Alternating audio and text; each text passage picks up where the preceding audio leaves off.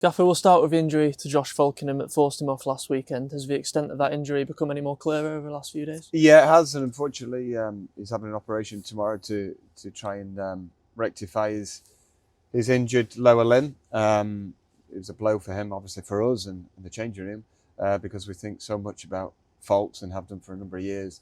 But at least it's been diagnosed quickly, and surgery will sort it. It'd be a 10 to 12 week job out, unfortunately. With Stephen Dooley also missing from the midfield, does that present the opportunity for someone like Levi Sutton, who impressed you on Saturday with his performance, to come in and really stake a claim for a regular place in the team? Yeah, absolutely. I thought Levi was one of the game's better players last Saturday. Won his duels, put his foot in, but also passed the ball well. So I'm actually looking for he fully deserves whoever's fit to be playing on Saturday. And keeping the focus on midfield, Dean Cornelius has been an ever-present recently. Was nominated for League Two Player of the Month in November after some really consistent performances and a couple of really important goals. How impressed have you been by his form in the middle of the park? Very impressed. I think he's been one of our better players. Certainly over the last 8 games, he's got forwards more, and he's got so much energy. You look at the mileage he puts in every game; it's exemplary. And he's added goals to his game, so that. Obviously with Levi as well, we've got plenty of legs in midfield, and we're excited about them playing together.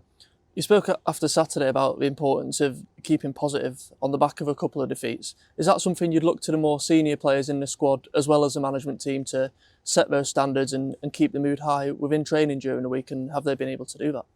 Yeah, they've done it really well. We're having a chat today. We talked about Tranmere, and their strengths and what they were about as a team, how they've looked, how they've shaped up over recent weeks. But yeah, we try and focus on ourselves more often than not, and it is important. I think it's a real opportunity for us all to stand up tall and get even tighter as a unit, and we've lost the last couple of games, but it soon flips over the other way if we're positive and talk about, us playing, somewhere near to the best form of ourselves and getting the best out of the lads.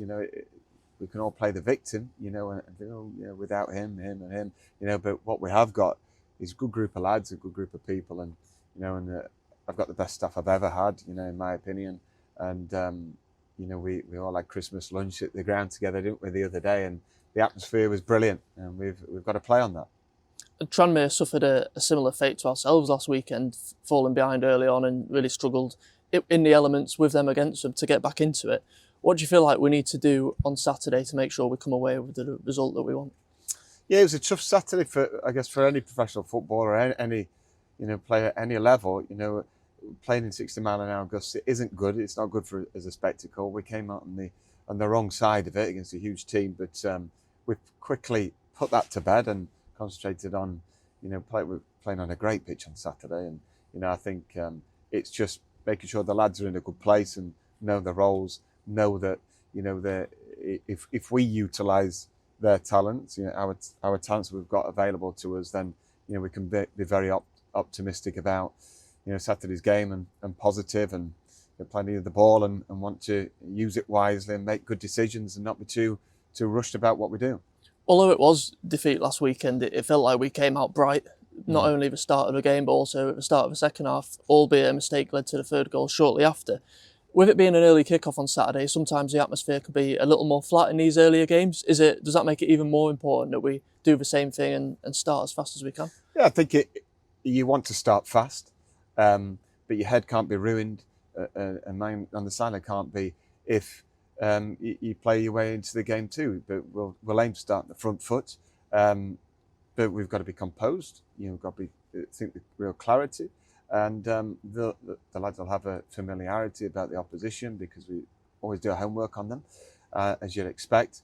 And, we'll have a clear game plan for this game, and it won't be rip it up and start again. We're quite steady with our thoughts. But we're always looking at this game and then we'll look at the next game following that and being positive with the group. And just finally, away from first team matters, there's an important game for our under-18s tonight, who host West Bromwich Albion in third round of the FA Youth Cup. What would your message to those be ahead of a big game and on the back of what's been a really impressive run for them? It's going to be a continuation of the last 2 rounds where they've been absolutely fantastic, worn the shirt with pride, and they've certainly made everybody on our side, really proud about their energy levels and front foot mentality, and they play with personality. So good luck to the lads. Thank you. Cheers.